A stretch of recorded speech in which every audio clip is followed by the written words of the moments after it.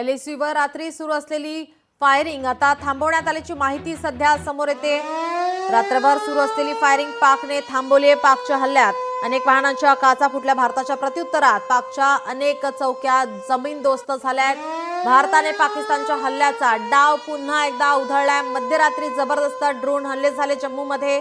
भारताने पाकिस्तानच्या या हल्ल्याचा डाव पुन्हा उधळला आहे। पाकिस्तानचे 50हून अधिक ड्रोन पाडण्याची माहिती।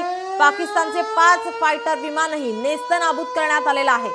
भारताने पाकिस्तानची 5 विमानं पाडल्याची माहिती समोर येते। पाकिस्तानचं F-16 लढाऊ विमान पाडलंय, तर पाकिस्तानची 2 JF-17 विमानही पाडल्याची माहिती। पाकिस्तानने सीमेवरील फायरिंग आता थांबवलेली आहे। त्यामुळे आता सकाळची दृश्य आपण याआधी पाहिली होती। संपूर्ण रस्त्यांवर शुकशुकाट पाहायला मिळतोय। रात्रभर सुरू असलेली फायरिंग आता पाकने थांबवली आहे। पाकच्या अनेक चौक्या जमीनदोस्त करण्यात आता भारतीय लष्कराला यश आलेलं आहे।